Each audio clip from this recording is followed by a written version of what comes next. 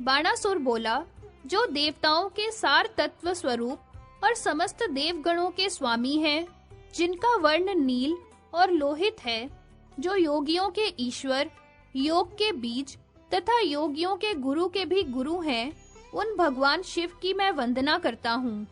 जो ज्ञानानंद स्वरूप, ज्ञान रूप, ज्ञान बीज, सनातन देवता, तपस्या के फलदाता तथा संपूर्ण संपदाओं को देने वाले हैं, उन भगवान शंकर को मैं प्रणाम करता हूँ। जो तपः स्वरूप, तपस्या के बीज, तपोधनों के श्रेष्ठ धन, वर, वर्णीय, वरदायक तथा श्रेष्ठ सिद्धि गणों के द्वारा स्तवन करने योग्य हैं, उन भगवान शंकर को मैं नमस्कार करता हूँ। जो भोग और मोक्ष के कारण नरक समुद्र से पार उतारने वाले, शीघ्र प्रसन्न होने वाले, प्रसन्न मुख तथा करुणा सागर हैं, उन भगवान शिव को मैं प्रणाम करता हूँ। जिनकी अंग कांति हिम, चंदन, कुंद, चंद्रमा, कुमुद तथा श्वेत कमल के सदृश उज्जवल है, जो ब्रह्म ज्योति स्वरूप तथा भक्तों पर अनुग्रह करने के लिए विभिन्न रूप धारण करने वाले हैं, उन भगवान शंकर को मैं प्रणाम करता हूँ। जो विषयों के भेद से बहुतेरे रूप धारण करते हैं, जल, अग्नि, आकाश, वायु, चंद्रमा और सूर्य जिनके स्वरूप हैं, जो ईश्वर एवं महात्माओं के प्रभु हैं और लीला पूर्वक अपना पद देने की शक्ति रखते हैं, जो भक्तों के जीवन है तथा भक्तों पर कृपा करने के लिए कातर हो उठते हैं, उन ईश्वर को मैं नमस्कार करता हूँ।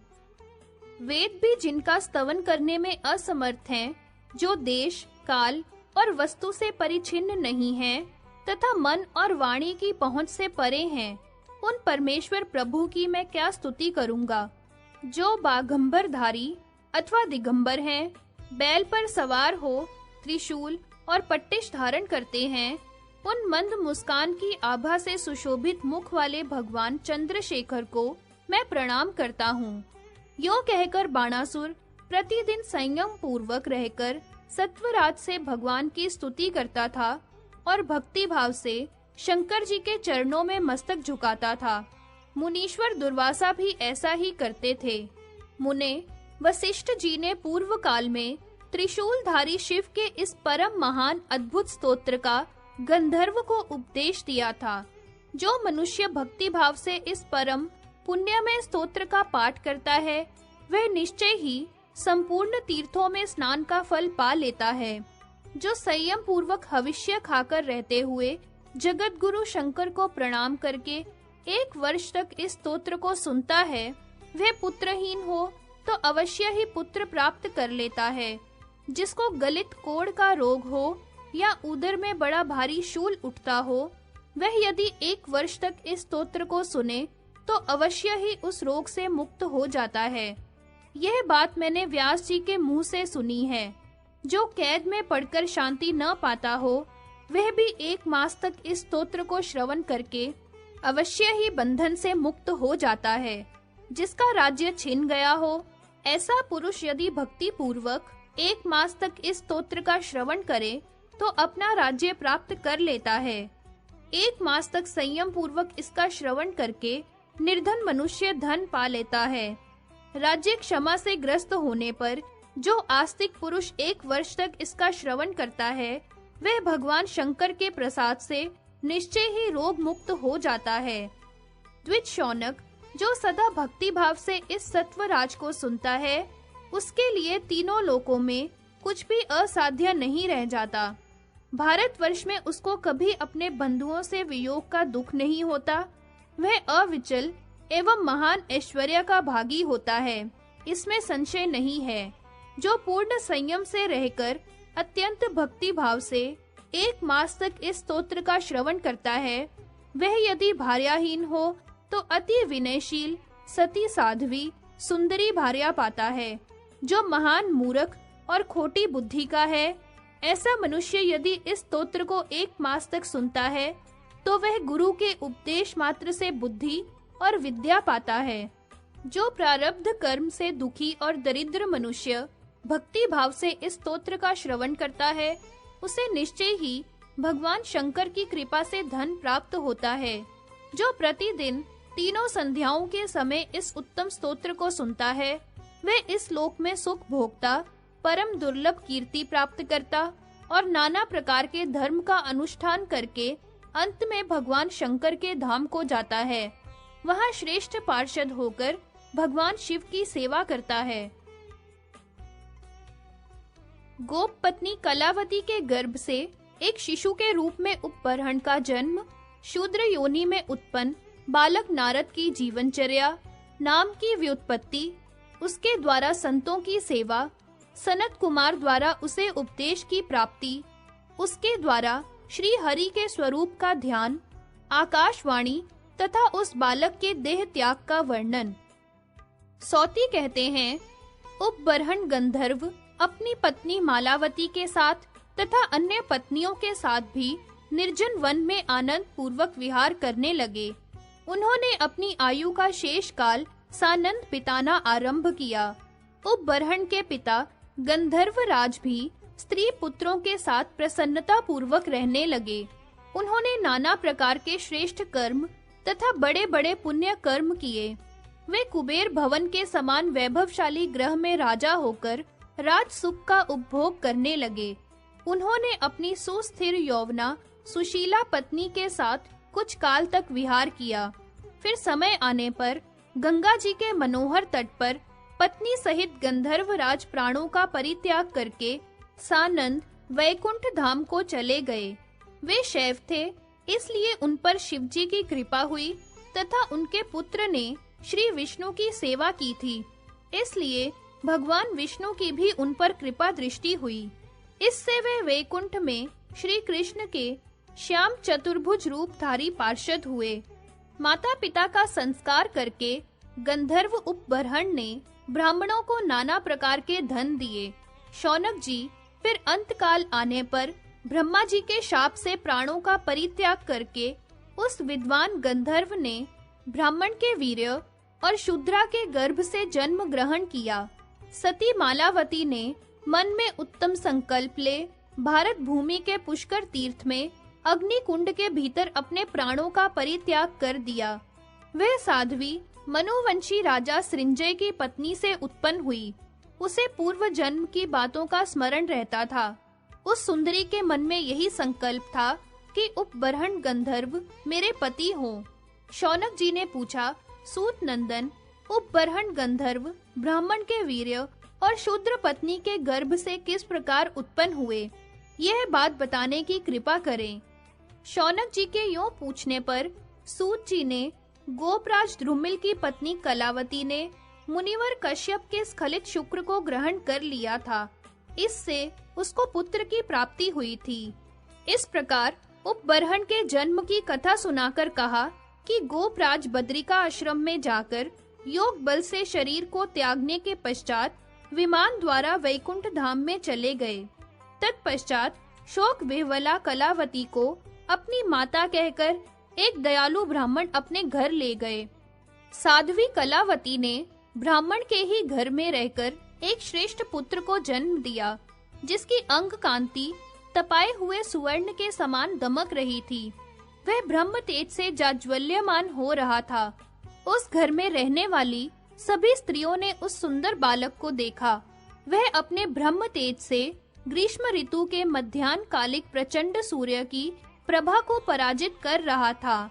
उसका रूप कामदेव से भी अधिक सुंदर तथा मुख चंद्रमा से भी अधिक मनोहर था। उसके मुख की शोभा से शरद पूर्णिमा का चंद्र लज्जित हो रहा था।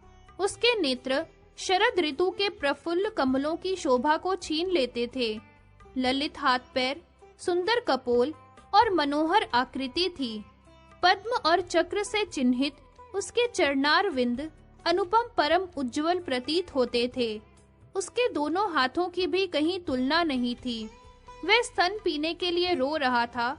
स्त्रियां उस बालक को देखकर बड़ी प्रसन्नता के साथ अपने-अपने आश्रम को गईं। पुत्र और स्त्री सहित ब्राह्मण भी बड़े प्रसन्न हुए और नृत्य करने लगे। वह बालक शुक्ल पक्ष के चंद्रमा की भांति दिनों दिन बढ़ने लगा। ब्राह्मण पुत्र सहित कलावती का पुत्री की भांति पालन करने लगा। सौती कहते हैं, शौनक जी समय के अनुसार क्रमशः बढ़ता हुआ वह बालक 5 वर्ष का हो गया। उसे पूर्व जन्म की बातों का स्मरण था। वह सदा ज्ञान से संपन्न रहता था। उसे पूर्व जन्म में जपे हुए मंत्र का सदा स्मरण बना रहा। अतः वह निरंतर श्री कृष्ण के नाम, यश और गुण आदि का गान किया करता था। क्षण भर में रोने लगता और दूसरे ही क्षण नृत्य करते हुए उसका सारा शरीर रोमांचित हो उठता था। वह बालक जहाँ-जहाँ श्री कृष्ण से संबंध रखने वाली गाथा तथा तत्संबंधी पुराण सुनता, वहीं ठहरता था। उसके सारे अंग धूल से धूसरित रहते थे। वह धूल में भगवान की प्रतिमा बनाकर धूल से ही श्री हरि का पूजन करता और धूल का ही अभीष्ट नैवेद्य अर्पित करता था। मुने, यदि माता सवेरे कलेवे के लिए बेटे को बुलाती तो वह माता को यही उत्तर देता था कि मैं श्री हरि का पूजन करता हूँ। शौनक ने पूछा, सूत नंदन, इस बालक का इस नए जन्म में नाम क्या हुआ? संज्ञा और व्युत्पत्ति के साथ आप उसे बताने की कृपा करें। सौती ने कहा, शौनक जी, अनावृष्टि के अंत में वह बालक उत्पन्न हुआ था। अतः जन्म काल में जगत को नार प्रदान किया। इसी से उसका नाम नारद हुआ। पूर्व जन्म की बातों का स्मरण रखने वाला वह महाज्ञानी बालक दूसरे बालकों को नार अर्थात ज्ञान देता था। इसलिए भी नारद नाम से विख्यात हुआ। मुने, वह मुनींद्र नारद से ही उत्पन्न हुआ था। इस कारण भी उसका नाम नारद रखा गया। शौनक जी ने पूछा, शिशु का जो नारद नाम रखा गया था वह तो व्युत्पत्ति के अनुसार उचित जान पड़ा, परंतु उसके उत्पादक मुनींद्र का मंगलमय नाम नारद किस प्रकार हुआ? सौती ने कहा, शौनक जी, धर्मपुत्र मुनिवर नर ने पुत्रहीन ब्राह्मण कश्यप को पुत्र प्रदान किया था। अतः नर प्रदत्त होने के कारण उसका नाम नारद हुआ। शौनक बोले, सूत नंदन, अब मैंने शिशु के भी नारद नाम की व्युत्पत्ति सुन ली। अब यह बताइए कि शूद्र योनि में तथा ब्रह्मपुत्र अवस्था में उसका नाम नारद कैसे संभव हुआ? सौती ने कहा, कल्पांतर में ब्रह्मा जी के कंठ से बहुसंख्यक नर उत्पन्न हुए थे। उनके कंठ ने नर का दान किया था, इसलिए वह नरद कहलाया। उस नरद अर्थात कंठ से बालक की उत्पत्ति हुई, इसलिए ब्रह्मा जी ने उसका मंगलमय नाम नारद रखा। अब आप सावधान होकर उस शिशु का वृत्तांत सुनिए। बालक के नारद नाम की उपलब्धि में क्या रहस्य है? इस बात की जानकारी होने से कौन सा विशिष्ट प्रयोजन सिद्ध होता है? वह गोपिका बालक ब्राह्मण के घर में प्रतिदिन बढ़ने और रिष्ट-पुष्ट होने लगा। ब्राह्मण पुत्र सहित उस गोपी का अपनी पुत्री की भांति पालन करते थे।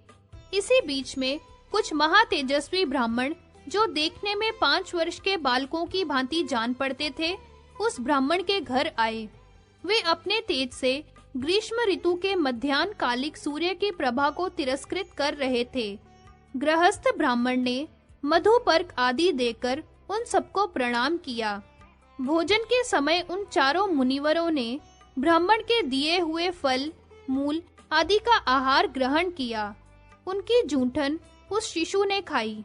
उनमें जो चौथे मुनि थे, उन्होंने उस बालक को प्रसन्नता पूर्वक श्री कृष्ण मंत्र का उपदेश दिया। ब्राह्मण और अपनी माता की आज्ञा से वह बालक उन चारों महात्माओं का दास बनकर उनकी सेवा टहल करता रहा। एक दिन उस शिशु की माता रात के समय मार्ग पर चल रही थी। इतने ही में एक सांप ने उसे डस लिया और वह श्री हरि का स्मरण करती हुई तत्काल चल बसी। वह सती साध्वी गोपी उत्तम रत्नों द्वारा निर्मित वैष्णव विमान पर बैठकर विष्णु पार्षदों के साथ उसी क्षण वैकुंठ धाम में जा पहुंची। प्रातः काल वह बालक उन ब्राह्मणों के साथ गृहस्थ ब्राह्मण के घर से चल दिया। उन कृपालु ब्राह्मणों ने उस बालक को तत्व ज्ञान प्रदान किया।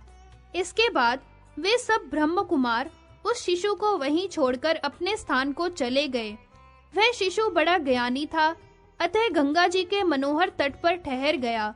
वहां स्नान करके उसने ब्राह्मणों के दिए हुए विष्णु मंत्र का जप किया, जो क्षुधा, पिपासा, रोग तथा शोक को हर लेने वाला है और वेदों में भी दुर्लभ है। घोर विशाल वन में पीपल के नीचे योगासन लगाकर वह बालक वहां सुदीर्घ काल तक बैठा रहा। शौनक ने पूछा, सूत नंदन, उस बालक को किस मंत्र की प्राप्ति हुई? बुद्धिमान सनत कुमार के दिए हुए श्री हरि के उस उत्तम मंत्र को आप मुझे बताने की कृपा करें। सौती बोले, शौनक जी, पूर्व काल में भगवान श्री कृष्ण ने गोलोक धाम के भीतर ब्रह्मा जी को कृपा पूर्वक जिस 22 अक्षर वाले मंत्र का उपदेश दिया था, वह वेदों में भी परम दुर्लभ है। ब्रह्मा जी ने बुद्धिमान सनत कुमार को उनके भक्ति भाव से प्रभावित होकर वह मंत्र दिया तथा सनत कुमार ने उक्त गोपी बालक को उस मंत्र का उपदेश दिया। वह मंत्र इस प्रकार है, ओम श्रीम नमो भगवते रासमंडलेश्वराय श्री कृष्णाय स्वाहा। यह मंत्र कल्प वृक्ष स्वरूप है। इसके साथ ही महापुरुष स्तोत्र तथा पूर्वोक्त कवच भी दिया। इस मंत्र के लिए उपयोगी जो साम वेदोक्त ध्यान है, उसका भी उपदेश कर दिया। करोड़ों सूर्यों के समान प्रकाशमान तेजो मंडल स्वरूप जो अनिर्वचनीय चिन्मय प्रकाश है, उसमें ध्यान लगाकर योगी सिद्धगण तथा देवता मनोवांछित रूप का साक्षात्कार करते हैं। वैष्णव जन उस ज्योति पुंज के भीतर अपने निकट ही जिस रूप का ध्यान करते हैं, वह अत्यंत कमनीय, अनिर्वचनीय एवं मनोहर है। नूतन जलधर के समान उसकी श्याम कांति है। नेत्र शरत काल के प्रफुल्ल पंकज की शोभा को छीन लेते हैं। मुख शरत पूर्णिमा के चंद्रमा की भांति आह्लादजनक है।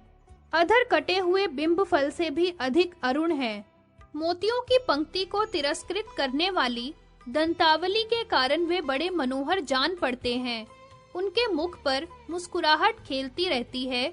उनके हाथ में मुरली शोभा पाती है। श्री अंगों में करोड़ों कामदेवों का लावण्य संचित है। वे लीला के मनोहर धाम हैं। लाखों चंद्रमाओं की प्रभा उनके श्री विग्रह की सेवा करती है। उनका प्रत्येक अंग परिपुष्ट एवं श्री संपन्न है। वे त्रिभंगी छवि से सुशोभित होते हैं। उनकी 2 बाहें हैं। शरीर पर पीतांबर शोभा पाता है। रत्नों के बने हुए बाजूबंद और कंगन तथा रत्न निर्मित नूपुर उनके विभिन्न अंगों की शोभा बढ़ाते हैं। दोनों कपोलों पर रत्नमय कुंडल झिलमिलाते रहते हैं। मस्तक पर मोर पंख का मुकुट शोभा पाता है। रत्नमयी माला कंठ देश को विभूषित करती है। मालती की वन माला से घुटनों तक का भाग सुशोभित है। उनके सारे अंग चंदन से चर्चित हैं तथा वे भक्तों पर अनुग्रह करने वाले हैं। श्रेष्ठ कौस्तुभ मणि की प्रभा से उनका वक्षः स्थल उद्भासित होता है। सुस्थिर यौवन से युक्त तथा सब और घेर कर खड़ी हुई भूषण भूषित गोपिकाएं सदा बांकी चितवन से उनकी ओर देखा करती हैं। वे श्री राधा के वक्षः स्थल में विराजमान हैं। ब्रह्मा, विष्णु तथा शिव आदि देवता नित्य निरंतर उनकी पूजा, वंदना और स्तुति करते हैं। उनकी अवस्था किशोर है। वे श्री राधा के प्राणनाथ, शांत स्वरूप एवं परात्पर हैं। वे निर्लिप एवं साक्षी रूप हैं। निर्गुण तथा प्रकृति से परे हैं। वे सर्वेश्वर परमात्मा एवं ऐश्वर्यशाली हैं। इस प्रकार उन भगवान श्री कृष्ण का ध्यान करें। मुने, इस प्रकार मैंने तुमसे भगवान के ध्यान, स्तोत्र, कवच तथा मंत्र प्रयोगी सत्य का वर्णन किया है। उनका मंत्र भी कल्प वृक्ष स्वरूप है। शौनक, उस समय वह बालक 1000 दिव्य वर्षों तक बिना कुछ खाए पिए ध्यान में बैठा रहा। उसका पेट सट कर अत्यंत कृश हो गया था। फिर भी वह सिद्ध मंत्र के प्रभाव से परिपुष्ट एवं शक्तिमान था। उसने ध्यान में देखा, एक दिव्य लोक है जहाँ रत्नमय सिंहासन पर एक दिव्य बालक विराजमान है। रत्नमय आभूषण उसके अंगों की शोभा बढ़ाते हैं। किशोर अवस्था, श्याम कांति, गोप वेश और मुख पर मंद मंद मुस्कान है। वह पीतांबरधारी द्विभुज किशोर गोपों और गोपांगनाओं से घिरा हुआ है। उसके हाथ में मुरली है। चंदन से उसके श्री अंगों का श्रृंगार किया गया है तथा ब्रह्मा, विष्णु और शिव आदि देवता उस चिर शांत परात्पर पुरुष की स्तुति कर रहे हैं। वह शांत स्वभाव वाला गोपी का बालक श्याम सुंदर की उस मनोहर झांकी को देखकर ध्यान से विरत हो गया। ध्यान टूटने पर जब फिर वह उनका दर्शन न कर सका, तब शोक से पीड़ित हो गया। ध्यानगत बालक को पुनः न देखने पर वह गोपी कुमार पीपल की जड़ पर बैठकर रोने लगा। तब उस रोते हुए बालक को संबोधित करके आकाशवाणी हुई। आकाशवाणी का कथन सत्य, प्रबोध युक्त, हितकर एवं संक्षिप्त था। आकाशवाणी बोली, बालक, एक बार जो रूप तेरे दृष्टिपथ में आ चुका है, वही इस समय पर्याप्त है। अब फिर तुझे उसका दर्शन नहीं हो सकता, क्योंकि जिनके अंतःकरण की वासना परिपक्व नहीं हुई है, ऐसे कुयोगियों को उस स्वरूप का दर्शन होना अत्यंत कठिन है। तेरे इस शरीर का अंत होने पर जब तुझे दिव्य शरीर प्राप्त होगा, तब तू पुनः जन्म, मृत्यु और जरा का नाश करने वाले गोविंद का दर्शन करेगा। यह सुनकर वह बालक बड़ी प्रसन्नता के साथ पुनः ध्यान के प्रयास से विरत हो गया।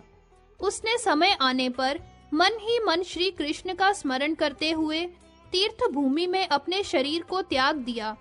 उस समय स्वर्ग लोक में दुंदुभियां बजने लगी, आकाश से पृथ्वी पर फूलों की वर्षा होने लगी। इस प्रकार महामुनि नारद शाप मुक्त हो गए। गोप शरीर का त्याग करके वह जीव ब्रह्म विग्रह में लीन हो गया।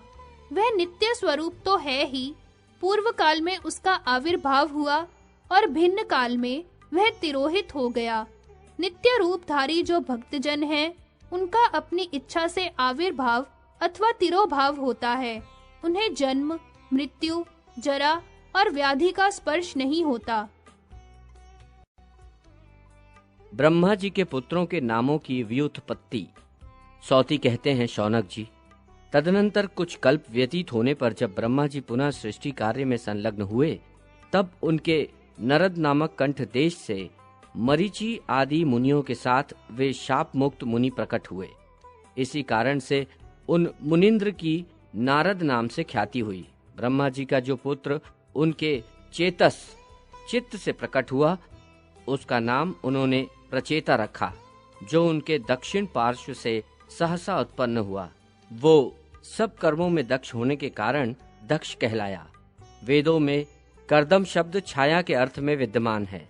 जो बालक ब्रह्मा जी के कर्दम अर्थात छाया से प्रकट हुआ, उसका नाम कर्दम रखा गया। इसी तरह मरीचि शब्द वेदों में तेजो भेद के अर्थ में आता है। अतः जो बालक तत्काल अत्यंत तेजस्वी रूप से प्रकट हुआ, वो मरीचि कहलाया। जिस बालक ने जन्मांतर में क्रतुसंग का संपादन किया था, वो वर्तमान जन्म में ब्रह्मा जी का पुत्र होने पर भी उसी क्रतु के नाम पर क्रतु कहलाया। ब्रह्मा जी का मुख प्रधान अंग है। उस अंग से उत्पन्न हुआ बालक इर अर्थात तेजस्वी था, इसलिए अंगीरा नाम से प्रसिद्ध हुआ। शौनक, भृगु शब्द अत्यंत तेजस्वी के अर्थ में विद्यमान है। ब्रह्मा जी से उत्पन्न जो बालक अत्यंत तेजस्वी हुआ, उसका नाम भृगु हुआ। जो बालक होने पर भी तत्काल अत्यंत तेज के कारण अरुण वर्ण का हो गया और उच्च कोटि की तपस्या के कारण तेज से प्रज्वलित होने लगा, वो अरुण नाम से विख्यात हुआ। जिस योगी के योग बल से हंस उसके अधीन रहते थे, वो परम योगिंद्र बालक हंसी के नाम से विख्यात हुआ। तत्काल प्रकट हुआ जो बालक वशीभूत और शिष्य होकर विधाता का अत्यंत प्रतिपात्र हुआ, उसका नाम वशिष्ठ रखा गया। जिस बालक का तप में सदा प्रयत्न देखा गया तथा जो संपूर्ण कर्मों में संयत रहा, वो अपने उसी गुण के कारण यति कहलाया। वेदों में पुल शब्द तपस्या के अर्थ में आता है और ह स्फुट के अर्थ में। जिस बालक में स्फुट रूप से तपस्या का समूह लक्षित हुआ, वह उसी लक्षण से पुलह कहलाया। जिसके पूर्व जन्मों के तप समूह विद्यमान है, इसी कारण जो तप संघ स्वरूप है, वो इसी व्युत्पत्ति के द्वारा पुलत्स्य के नाम से विख्यात हुआ। त्रि शब्द त्रिगुणमयी प्रकृति के अर्थ में आता है और अ विष्णु के अर्थ में। जिसकी उन दोनों के प्रति समान भक्ति है, उस बालक को अत्रि कहा गया। जिसके मस्तक पर तपस्या के तेज से प्रकट हुई अग्निशिखा स्वरूपिणी 5 जटाएं थी, उसका नाम पंचशिख हुआ। जिसने दूसरे जन्म में आंतरिक अंधकार से रहित प्रदेश में तप किया था, उस शिशु का नाम अपांतर तमा हुआ। जो स्वयं तपस्या करता और दूसरों को भी उसकी प्राप्ति करा सकता था तथा जो तपस्या का भार वहन करने में पूर्ण समर्थ था, वो अपनी इसी योग्यता के कारण वोडू कहलाया। मुने, जो बालक तपस्या के तेज से सदा दीप्तमान रहता था तथा तपस्या में जिसके चित्त की स्वाभाविक रुचि थी, वो रुचि नाम से प्रसिद्ध हुआ। जो ब्रह्मा जी के क्रोध के समय 11 की संख्या में प्रकट हुए और रोने लगे, वे रोदन के ही कारण रुद्र कहलाए। सौती फिर बोले, जिनमें सत्व गुण की प्रधानता है वे भगवान विष्णु के पालक हैं। रजोगुण प्रधान ब्रह्मा सृष्टि करता है तथा जिनमें तमोगुण की प्रधानता है वे रुद्र कहे गए हैं। उनके वेग को रोकना कठिन है, वे बड़े भयंकर हैं। उन रुद्रों में से एक का नाम कालाग्नि रुद्र है, जो भगवान शंकर के अंश हैं। वे ही जगत का संहार करने वाले हैं। शुद्ध सत्व स्वरूप जो शिव हैं, वे सत्य पुरुषों को कल्याण प्रदान करने वाले हैं।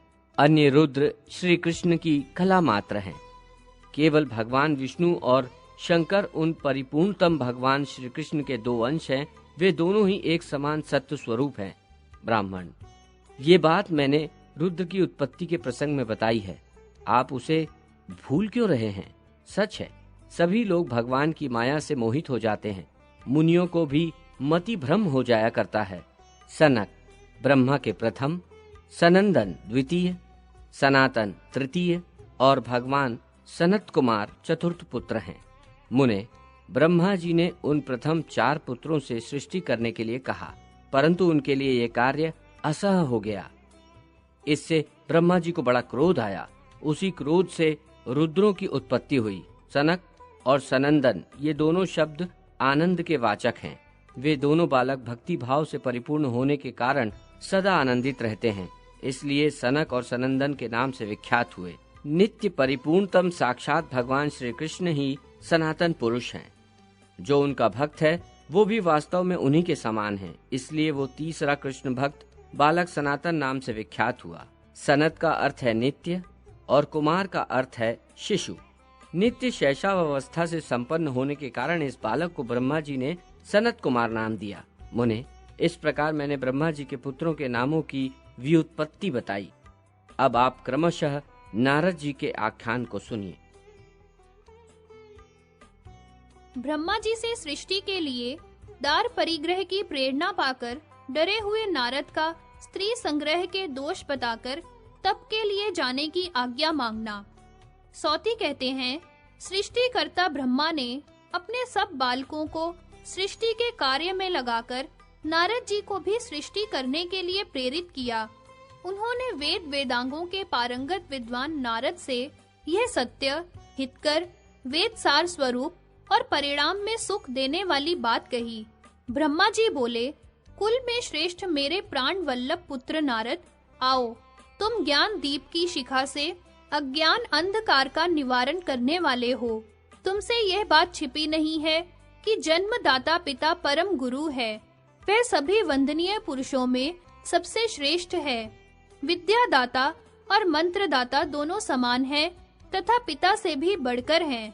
बेटा, मैं तुम्हारा पिता, पालक, विद्यादाता एवं मंत्रदाता भी हूँ। तुम मेरी आज्ञा से मेरी ही प्रसन्नता के लिए विवाह कर लो। ब्रह्मा जी की यह बात सुनकर मुनिवर नारद के कंठ, ओठ और तालु सूख गए। वे भयभीत होकर विनय पूर्वक बोले।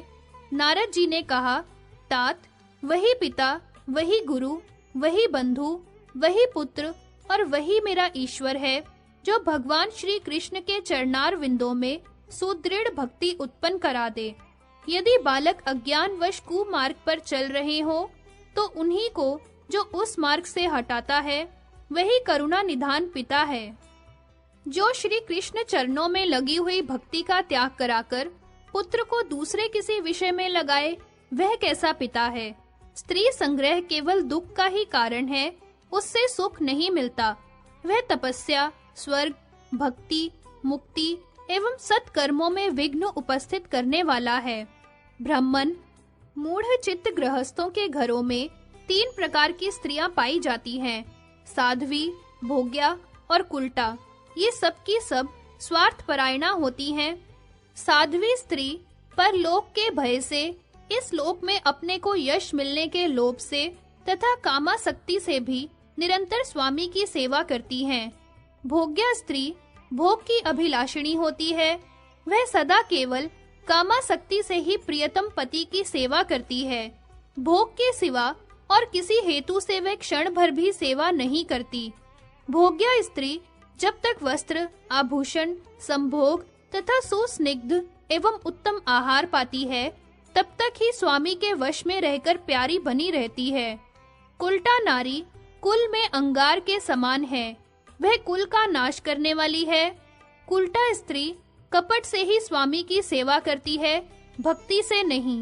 वे अपने स्वार्थ की सिद्धि के लिए सुधा के समान मधुर वचन बोलती है। क्रोध होने पर उनके मुख से विष के समान दुस्सह वचन निकलता है। यदि उनकी बात पर विश्वास किया जाए तब तो सर्वनाश ही हो जाता है। उनके अभिप्राय को समझना बहुत कठिन है, केवल उनका कर्म छिपा होता है। सर्वज्ञ, आप सब कुछ जानते हैं, क्योंकि आत्मा राम पुरुषों के ईश्वर हैं। प्रभु, मुझ पर अनुग्रह कीजिए और अब मुझे विदा दीजिए। आप कल्प वृक्ष से भी बढ़कर हैं। मैं आपसे श्री कृष्ण भक्ति की याचना करता हूँ। ऐसा कहकर नारद जी ने पिता के चरण कमलों को पकड़कर मंगलमय तप के निमित्त जाने के लिए आज्ञा मांगी। फिर दोनों हाथ जोड़कर भक्ति भाव से मस्तक झुका ब्रह्मा जी की परिक्रमा एवं प्रणाम करके वे वहां से जाने को उद्यत हुए। ब्रह्मा जी का नारद को गृहस्थ धर्म का महत्व बताते हुए विवाह के लिए राजी करना और नारद का पिता की आज्ञा ले शिवलोक को जाना। सौती कहते हैं, नारद को इस प्रकार जाते देख ब्रह्मा जी उदास हो गए और इस प्रकार बोले। ब्रह्मा जी ने कहा, अच्छी बात है बेटा, तुम तपस्या के लिए जाओ। अब संसार की सृष्टि करने से मेरा भी क्या प्रयोजन है। मैं सर्वेश्वर श्री कृष्ण को जानने के लिए गोलोक को जाऊंगा। सनक, सनंदन, सनातन तथा चौथा बेटा सनत कुमार, ये चारों वैरागी हैं ही। यति, हंसी, आरुणी, वोढ़ु तथा पंचशिख, ये सब पुत्र तपस्वी हो गए। फिर संसार की रचना से मेरा क्या प्रयोजन। मरीचि, अंगीरा, भृगु, रुचि, अत्रि, कर्दम, प्रचेता, क्रतु और मनु, ये मेरे आज्ञा पालक हैं। समस्त पुत्रों में केवल वशिष्ठ ऐसे हैं जो सदा मेरी आज्ञा के अधीन रहते हैं। उपर्युक्त पुत्रों के सिवा अन्य सब के सब अविवेकी तथा मेरी आज्ञा से बाहर हैं। ऐसी दशा में मेरा संसार की सृष्टि से क्या प्रयोजन है। बेटा सुनो, मैं तुम्हें वेदोक्त मंगलमय वचन सुना रहा हूँ। वह वचन परंपरा क्रम से पालित होता आ रहा है तथा धर्म, अर्थ, काम एवं मोक्ष रूप चारों पुरुषार्थों को देने वाला है। समस्त विद्वान धर्म, अर्थ, काम और मोक्ष की इच्छा रखते हैं, क्योंकि ये वेदों में विहित तथा विद्वानों की सभाओं में प्रशंसित है। वेदों में जिसका विधान है वह धर्म है और जिसका निषेध है वह अधर्म है। ब्राह्मण को चाहिए कि वह पहले सुख पूर्वक यज्ञोपवीत धारण करके फिर वेदों का अध्ययन करे। अध्ययन समाप्त होने पर गुरु को दक्षिणा दे। इसके बाद उत्तम कुल में उत्पन्न एवं परम विनीत स्वभाव वाली कन्या के साथ विवाह करे। उत्तम कुल में उत्पन्न हुई नारी साध्वी तथा पति सेवा में तत्पर होती है। अच्छे कुल की स्त्री कभी उद्दंड नहीं हो सकती। पद्म राग मणि की खान में कांच कैसे पैदा हो सकता है। नारद, नीच कुल में उत्पन्न हुई नारी ही माता पिता के दोष से उद्दंड होती है, वही दुष्टा तथा सब कर्मों में स्वतंत्र होती है। बेटा, सभी स्त्रियां दुष्ट नहीं होती, क्योंकि वे लक्ष्मी की कलाएं हैं, जो अप्सराओं के अंश से तथा नीच कुल में उत्पन्न होती हैं। वे ही स्त्रियां उल्टा हुआ करती हैं। साध्वी स्त्री गुणहीन स्वामी की सेवा एवं प्रशंसा करती है और कुल्टा सद्गुणशाली पति की भी सेवा नहीं करती, उल्टे उसकी निंदा करती है। अतः साधु पुरुष प्रयत्न पूर्वक उत्तम कुल में उत्पन्न हुई कन्या के साथ विवाह करे, उसके गर्भ से अनेक पुत्रों को जन्म देकर वृद्धावस्था में तप के लिए चला जाए। आग में निवास करना उत्तम है, सांप के मुख में तथा कांटे पर भी रह लेना अच्छा है, परंतु मुंह से दुर्वचन निकालने वाली स्त्री के साथ निवास करना कदापि अच्छा नहीं है। वह इन अग्नि, सर्प और कंटक से भी अधिक दुखदायिनी होती है। बेटा, मैंने तुम्हें वेद पढ़ाया है, अब तुम मुझे यही गुरु दक्षिणा दो कि विवाह कर लो। वत्स, तुम्हारी पूर्व जन्म की पत्नी मालती उत्तम कुल में उत्पन्न हुई है। तुम किसी मंगलमय दिन और क्षण में उसके साथ विवाह करो। वह सती तुम्हें पाने के लिए ही मनुवंशी संजय के घर में जन्म लेकर भारतवर्ष में तपस्या कर रही है। इस समय उसका नाम रत्नमाला है। वह लक्ष्मी की कला है, तुम उसे ग्रहण करो। भारतवर्ष में लोगों की तपस्या का फल व्यर्थ नहीं होता। मनुष्य को अध्ययन के पश्चात पहले गृहस्थ होना चाहिए, फिर वानप्रस्थ। तत्पश्चात मोक्ष के निमित्त तपस्या का आश्रय लेना चाहिए। वेद में यही क्रम सुना गया है। श्रुति में यह भी सुना गया है कि वैष्णवों के लिए श्री हरि की पूजा ही तपस्या है। तुम वैष्णव हो, अतः घर में रहो और श्री कृष्ण चरणों की अर्चना करो। बेटा, जिसके भीतर और बाहर श्री हरि ही विद्यमान है, उसे तपस्या से क्या लेना है। जिसके बाहर और भीतर श्री हरि नहीं है, अर्थात जो श्री हरि को अपने बाहर और भीतर व्याप्त नहीं देखता, उसे भी व्यर्थ की तपस्या से क्या लेना देना है। तपस्या के द्वारा श्री हरि की ही आराधना की जाती है, दूसरा कोई आराध्य नहीं है। बेटा, जहाँ तहाँ कहीं भी रहकर की हुई श्री कृष्ण की सेवा सर्वोत्तम तप है। अतः तुम मेरे कहने से ही घर में रहकर श्री हरि का भजन करो। मुनि श्रेष्ठ, गृहस्थ बनो, क्योंकि गृहस्थों को सदा ही सुख मिलता है। पत्नी के परिग्रह का प्रयोजन है पुत्र की प्राप्ति, क्योंकि पुत्र सैकड़ों प्राण वल्लभा पत्नियों से भी अधिक प्रिय होता है। पुत्र से बढ़कर कोई बंधु नहीं है तथा पुत्र से बढ़कर कोई प्रिय नहीं है। सबसे जीतने की इच्छा करे, एकमात्र पुत्र से ही पराजय की कामना करे। कोई भी प्रिय पदार्थ अपने लिए नहीं रखा जाता है, इसलिए भी पुत्र प्रिय होता है। अतः प्रियतम पुत्र को अपना श्रेष्ठ धन सौंप देना चाहिए। शौनक, ऐसा कहकर ब्रह्मा जी चुप हो गए। तब ज्ञानी शिरोमणि नारद ने पिता से यह बात कही। नारद जी बोले, तात, जो स्वयं सब कुछ जानकर अपने पुत्र को कुमार्ग में लगाता है, वह पिता दयालु कैसे माना जा सकता है। ब्राह्मण, सारा संसार पानी के बुलबुले के समान नश्वर है। जैसे जल की रेखा मिथ्या होती है, उसी प्रकार तीनों लोक मिथ्या हैं। जिसका मन श्री हरि की दास्ता छोड़कर विषय के लिए चंचल रहता है, उसका दुर्लभ मानव तन व्यर्थ हो गया। भव सागर में कौन किसकी प्रिया है और कौन किसका पुत्र या बंधु है। कर्ममयी तरंगों के उठने से इन सब का संयोग हो जाता है और उन तरंगों के शांत होने पर ये एक दूसरे से बिछुड़ जाते हैं। जो सत कर्म करवाता है वही मित्र है, वही पिता और गुरु है। जो दुर्बुद्धि उत्पन्न कराता है वह तो शत्रु है, उसे पिता कैसे कहा जा सकता है। तात, इस प्रकार मैंने शास्त्र के अनुसार वेद का बीज बताया। यद्यपि यह ध्रुव सत्य है, तथापि मुझे आपकी आज्ञा का पालन करना चाहिए। भगवन, पहले मैं नर नारायण के आश्रम पर जाऊंगा। वहां नारायण की वार्ता सुनने के पश्चात पत्नी परिग्रह करूंगा। ऐसा कहकर नारद मुनि पिता के सामने चुप हो रहे। उसी क्षण उनके ऊपर फूलों की वर्षा होने लगी। पिता के सामने क्षण भर खड़े रहकर मुनिवर नारद ने फिर यह मंगलदायक वचन कहा। श्री नारद बोले, पिताजी, पहले मुझे कृष्ण मंत्र का उपदेश दीजिए, जो मेरे मन को अभीष्ट है। श्री कृष्ण मंत्र संबंधी जो ज्ञान है तथा जिसमें उनके गुणों का वर्णन है, वह सब भी मुझे बताइए। इसके बाद आपकी प्रसन्नता के लिए मैं दार संग्रह करूंगा, क्योंकि मन की इच्छा पूर्ण हो जाने पर ही मनुष्य को कोई काम करने में सुख मिलता है। नारद की यह बात सुनकर ज्ञान वेताओं में श्रेष्ठ कमल जन्मा ब्रह्मा जी बड़े प्रसन्न हुए और अपने पुत्र से फिर इस प्रकार बोले। ब्रह्मा जी ने कहा, वत्स, भगवान शंकर तुम्हारे पूर्व जन्म के गुरु हैं और हमारे भी पुरातन गुरु हैं। अतः तुम उन्हीं ज्ञानियों के गुरु कल्याण दाता शांत स्वरूप शिव के पास जाओ। वहीं उन पुरातन गुरु से भगवन मंत्र का ज्ञान प्राप्त करके नारायण की कथा वार्ता सुनो और शीघ्र ही मेरे घर लौट आओ।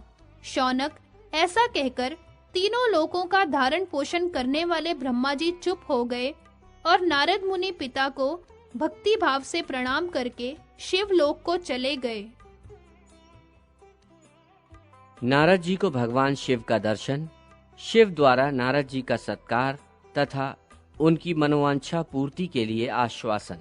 सौती कहते हैं, शौनक, तदनंतर विप्रवर नारद क्षण भर में बड़ी प्रसन्नता के साथ शिव के मनोहर धाम में जा पहुंचे। भगवान शिव का ये अभिष्ट लोक ध्रुव से 1,00,000 योजन ऊपर था। त्रिशूलधारी शिव ने दिव्य रत्नों द्वारा उसका निर्माण किया है। आधार शून्य आकाश में योग बल से शंभु द्वारा धारण किया गया ये विचित्र लोक भांति भांति के दिव्य भवनों से सुशोभित है तथा दिन रात तेज से उद्भासित होता रहता है।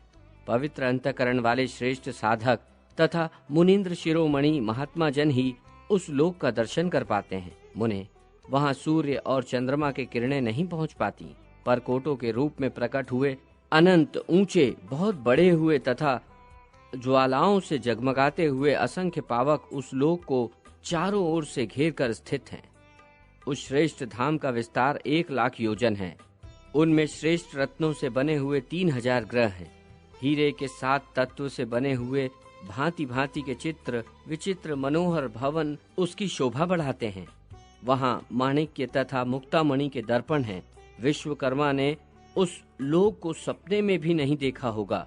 एकमात्र शिव सेवी महात्मा जन ही उसमें कल्प पर्यंत निरंतर वास करते हैं। वो शिवलोक करोड़ों करोड़ों सिद्धों तथा शिव पार्षदों से युक्त है। वहाँ लाखों विकट भैरव निवास करते हैं। सैकड़ों लाख क्षेत्र उसे घेरे हुए हैं। सुंदर फूलों से भरे हुए मंदार आदि देव वृक्षों से वह सदा आविष्ठित है। सुंदर कामधेनुएं उस धाम की उसी तरह शोभा बढ़ाती हैं जैसे सैकड़ों बलकाएं आकाश की। उस लोक को देखकर नारद मुनि मन ही मन बड़े विस्मित हुए और सोचने लगे, जहाँ ज्ञानियों तथा योगियों के गुरु निवास करते हैं वहाँ ऐसी विचित्रता का होना क्या आश्चर्य है। ये सृष्टि लोक त्रिलोकी से अनंत विलक्षण है और भय, मृत्यु, रोग, पीड़ा तथा जरावस्था को हर लेने वाला है। नारद जी ने देखा, दूर सभा मंडप के मध्य भाग में शांत स्वरूप कल्याण दाता एवं मनोहर शिव विराजमान हैं। उनके 5 मुख 5 चंद्रमाओं के समान आह्लाददायक लग रहे हैं। प्रत्येक मुख में प्रफुल्ल कमल के समान 3-3 नेत्र हैं। उन्होंने मस्तक पर गंगा जी को धारण कर रखा है तथा उनके भाल देश में निर्मल चंद्रमा का मुकुट शोभा पा रहा है। तपाए हुए सुवर्ण के समान कांतिमती पीली जटा धारण करने वाले दिगंबर भगवान शिव उस समय आकाश गंगा में उत्पन्न कमलों के बीज की माला से सानंद श्री कृष्ण के नाम का जप कर रहे थे। उनकी अंग कांति गौर वर्ण की है। वे अनंत और अविनाशी हैं। उनके कंठ में सुंदर नील चिन्ह शोभा पाता है। वे नागराज के हार से अलंकृत हैं।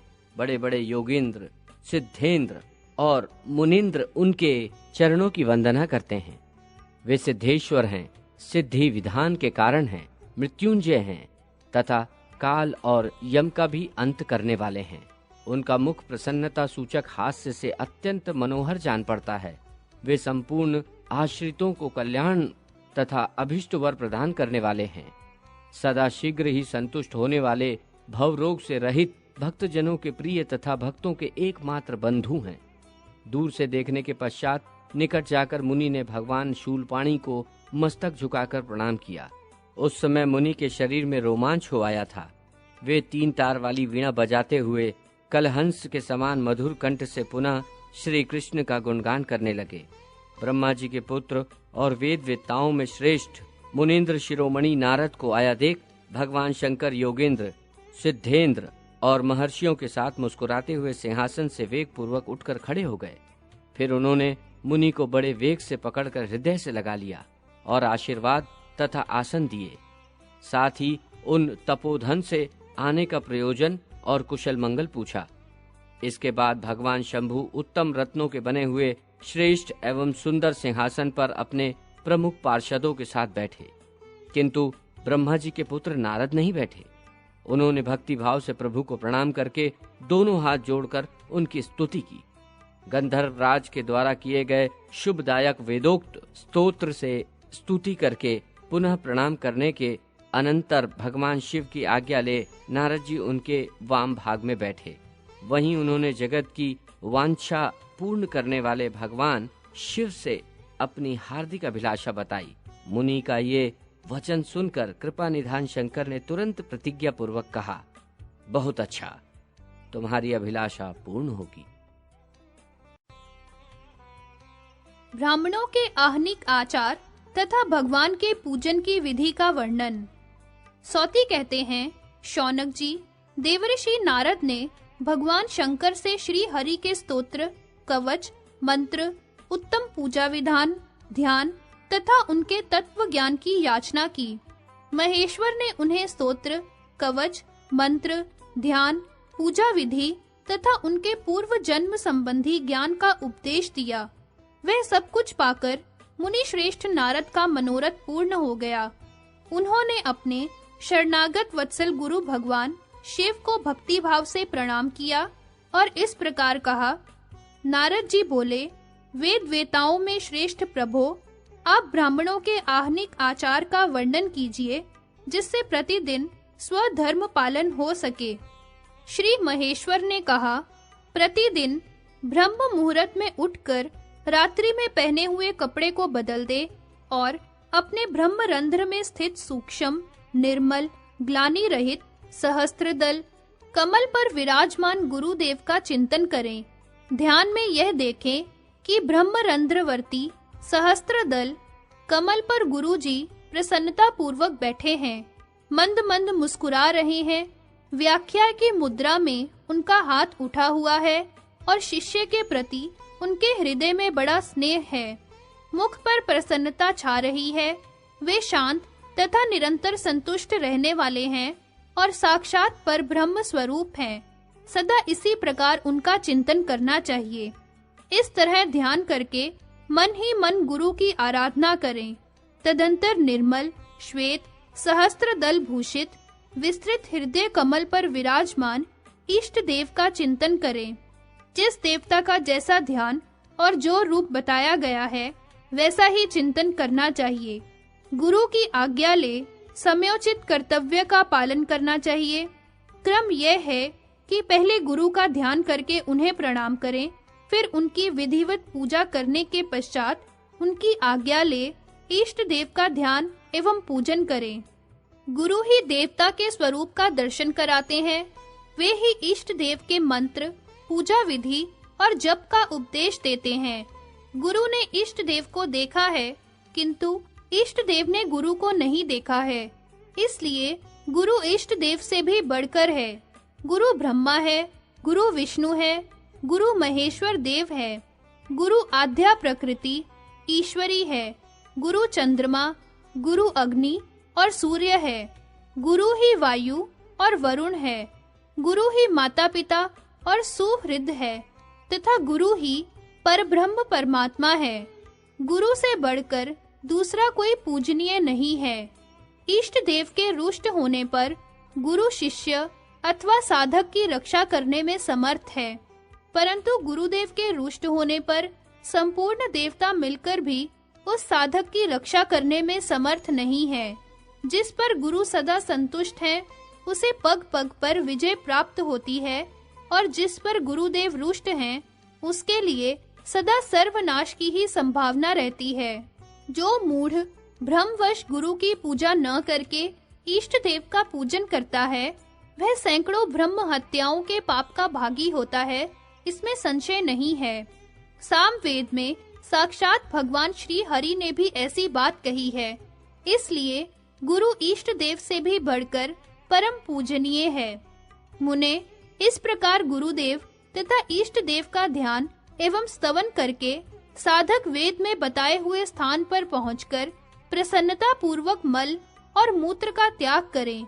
जल के निकट का स्थान, बिल युक्त भूमि, प्राणियों के निवास के निकट, देवालय के समीप, वृक्ष की जड़ के पास, मार्ग हल से जोती हुई भूमि, खेती से भरे हुए खेत, गौशाला, नदी, कंदरा के भीतर का स्थान, फुलवाड़ी, कीचड़ युक्त अथवा दलदल की भूमि, गांव आदि के भीतर की भूमि, लोगों के घर के आसपास का स्थान, मेख या खंबे के पास, पुल, सरकंडों के वन, शमशान भूमि, अग्नि के समीप, क्रीड़ा स्थल, विशाल वन, मचान के नीचे का स्थान, पेड़ की छाया से युक्त स्थान, जहां भूमि के भीतर प्राणी रहते हो वह स्थान, जहां ढेर के ढेर पत्ते जमा हो वह भूमि, जहां घनी धूप उगी हो अथवा कुश जमे हो वह स्थान, बाम्बी, जहां वृक्ष लगाए हो वहां की भूमि, तथा जो किसी विशेष कार्य के लिए झाड़ बुहार कर साफ की गई हो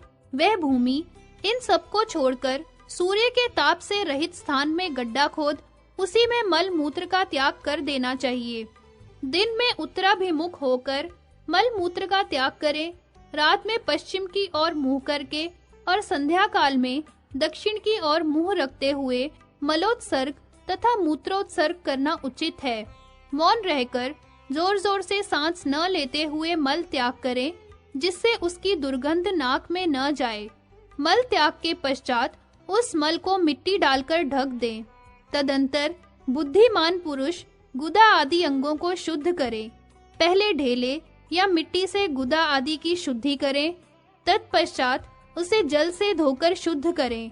मृतिका युक्त जो जल शौच के उपयोग में आता है उसका परिमाण सुनो। मूत्र त्याग के पश्चात लिंग में 1 बार मिट्टी लगाएं और धोएं, फिर बाएं हाथ में 4 बार मिट्टी लगाकर धोएं। तत्पश्चात दोनों हाथों में 2 बार मिट्टी लगाकर धोना चाहिए। यह मूत्र शौच कहा गया। यदि मैथुन के अनंतर मूत्र शौच करना हो तो उसमें मिट्टी लगाने और धोने की संख्या दुगनी कर दो, अथवा मैथुन के अंतर का शौच मूत्र शौच की अपेक्षा चौगुना होना चाहिए। मल त्याग के पश्चात लिंग में 1 बार, गुदा में 3 बार, बाएं हाथ में 10 बार तथा दोनों हाथों में 7 बार मिट्टी देनी चाहिए। छठे बार मिट्टी लगाकर धोने से पैरों की शुद्धि होती है। गृहस्थ ब्राह्मणों के लिए मल त्याग के अनंतर यही शौच बताया गया है। विधवाओं के लिए इस शौच का परिमाण दुगना बताया गया है। यतियों, वैष्णवों, ब्रह्म ऋषियों एवं ब्रह्मचारियों के लिए गृहस्थों की अपेक्षा चौगुने शौच का विधान किया गया है। उपनयन रहित द्विज, शूद्र तथा स्त्री के लिए उतने ही शौच का विधान है जितने से उन अंगों में लगे हुए मल के लेप और दुर्गंध मिट जाए। क्षत्रिय और वैश्य के लिए भी गृहस्थ ब्राह्मणों के समान शौच का विधान है। वैष्णव आदि मुनियों के लिए दुगना शौच कहा गया है। शुद्धि की इच्छा रखने वाले मनुष्य को शौच के उपयुक्त नियम में न्यूनता या अधिकता नहीं करनी चाहिए, क्योंकि विहित नियम का उल्लंघन करने पर प्रायश्चित का भागी होना पड़ता है। नारद, अब तुम मुझसे शौच तथा उसके नियम के विषय में सावधान होकर सुनो। मिट्टी से शुद्धि करने पर ही वास्तविक शुद्धि होती है। ब्राह्मण भी इसका नियम का उल्लंघन करे तो वह अशुद्ध ही है। बाम्बी की मिट्टी, चूहों की खोदी हुई मिट्टी और पानी के भीतर की मिट्टी भी शौच के उपयोग में न लाएं। शौच से बची हुई मिट्टी, घर की दीवार से ली हुई मिट्टी तथा लीपने पोतने के काम में लाई हुई मिट्टी भी शौच के लिए त्याज्य है। जिसके भीतर प्राणी रहते हों, जहाँ पेड़ से गिरे हुए पत्तों के ढेर लगे हों तथा जहाँ की भूमि हल से जोती गई हो, वहाँ की भी मिट्टी न ले। कुश और दूर्वा के जड़ से निकाली गई, पीपल की जड़ के निकट से लाई गई तथा शयन की वेदी से निकाली गई मिट्टी को भी शौच के काम में न लाएं। चौराहे की, गौशाला की, गाय की खुर की, जहाँ खेती लहलहा रही हो, उस खेत की तथा उद्यान की मिट्टी को भी त्याग दे। ब्राह्मण नहाया हो अथवा नहीं, उपयुक्त शौचाचार के पालन मात्र से शुद्ध हो जाता है, तथा जो शौच से हीन है वह नित्य अपवित्र एवं समस्त कर्मों के अयोग्य है। विद्वान ब्राह्मण इस शौचाचार का पालन करके मुंह धोएं, पहले 16 बार कुल्ला करके मुख शुद्ध करने के पश्चात दंतुवन से दांत की सफाई करें, फिर 16 बार कुल्ला करके मुंह शुद्ध करें। नारद, दांत मांजने के लिए जो काठ की लकड़ी ली जाती है, उसके विषय में भी कुछ नियम है, उसे सुनो। सामवेद में श्री हरि ने आहनिक प्रकरण में इसका निरूपण किया है। अपामार्ग, सिंधुवार, आम, करवीर, खैर, सिरस, जाति, पुन्नाग, शाल, अशोक, अर्जुन, दूध वाला वृक्ष, कदम्ब, जामुन, मौलसिरी, उड्र और पलाश, ये वृक्ष दंतुवन के लिए उत्तम माने गए हैं। बेर, देवदारू, मंदार, सेमर, कंटीले वृक्ष तथा लता आदि को त्याग देना चाहिए। पीपल, प्रियाल, तिंतीडीक, ताड़, खजूर और नारियल आदि वृक्ष दंतुवन के उपयोग में वर्जित हैं। जिसने दांतों की शुद्धि नहीं की, वह सब प्रकार के शौच से रहित है। शौचहीन पुरुष सदा अपवित्र होता है, वह समस्त कर्मों के लिए अयोग्य है। शौचाचार का पालन करके शुद्ध हुआ ब्राह्मण स्नान के पश्चात 2 धुले हुए वस्त्र धारण करके पैर धो आचमन के पश्चात प्रातः काल की संध्या करे। इस प्रकार जो कुलीन ब्राह्मण तीनों संध्याओं के समय संध्योपासना करता है, वह समस्त तीर्थों में स्नान के पुण्य का भागी होता है। जो त्रिकाल संध्या नहीं करता, वह अपवित्र है, समस्त कर्मों के अयोग्य है। वह दिन में जो काम करता है, उसके फल का भागी नहीं होता। जो प्रातः और सायं संध्या का अनुष्ठान नहीं करता, वह शूद्र के समान है। उसका समस्त ब्राह्मणोचित कर्म से बाहर निकाल देना चाहिए। प्रातः, मध्याह्न और सायं संध्या का परित्याग करके द्विज प्रतिदिन ब्रह्म हत्या और आत्महत्या के पाप का भागी होता है। जो एकादशी के व्रत और संध्योपासना से हीन है, वह द्विज शूद्र जाति की स्त्री से संबंध रखने वाले पापी की भांति एक कल्प तक कालसूत्र नामक नरक में निवास करता है। प्रातः काल की संध्योपासना करके श्रेष्ठ साधक गुरु, इष्ट देव, सूर्य, ब्रह्मा, महादेव, विष्णु, माया, लक्ष्मी और सरस्वती को प्रणाम करे। तत्पश्चात गुड़, घी, दर्पण, मधु और सुवर्ण का स्पर्श करके समयानुसार स्नान आदि करे। जब पोखरी या बावड़ी में स्नान करे, तब धर्मात्मा एवं विद्वान पुरुष पहले उसमें से 5 पिंड मिट्टी निकालकर बाहर फेंक दें। नदी, नद, गुफा अथवा तीर्थ में स्नान करना चाहिए। पहले जल में गोता लगाकर पुनः स्नान के लिए संकल्प करें। वैष्णव महात्माओं का स्नान विषयक संकल्प श्री कृष्ण की प्रीति के लिए होता है और गृहस्थों का वह संकल्प किए हुए पापों के नाश के उद्देश्य से होता है। ब्राह्मण संकल्प करके अपने शरीर में मिट्टी पोते, उस समय निम्नांकित वेद मंत्र का पाठ करे। मिट्टी लगाने का उद्देश्य शरीर की शुद्धि ही है। शरीर में मृतिका लेपन का मंत्र: अश्व क्रांते, रथ क्रांते, विष्णु क्रांते वसुंधरे, मृतिके हर में पापम, यन्मया दुष्कृतम कृतम। वसुंधरे, तुम्हारे ऊपर अश्व चलते हैं, रथ दौड़ते हैं और भगवान विष्णु ने अपने चरणों से तुम्हें आक्रांत किया है। मृतिका मई देवी, मैंने जो भी दुष्कर्म किया है, मेरा वह सारा पाप तुम हर लो। सैकड़ों भुजाओं से सुशोभित वराह रूपधारी श्री कृष्ण ने एकार्णव के जल से तुम्हें ऊपर उठाया है। तुम मेरे अंगों पर आरूढ़ हो समस्त पापों को दूर कर दो। महाभागे, पुण्य प्रदान करो और मुझे स्नान करने के लिए आज्ञा दो। तपोधन, ऐसा कहकर नाभि तक जल में प्रवेश करे और मंत्रोच्चारण पूर्वक 4 हाथ लंबा चौड़ा सुंदर मंडल बनाकर उसमें हाथ दे तीर्थों का आवाहन करे। जो जो तीर्थ हैं, उन सबका वर्णन कर रहा हूँ।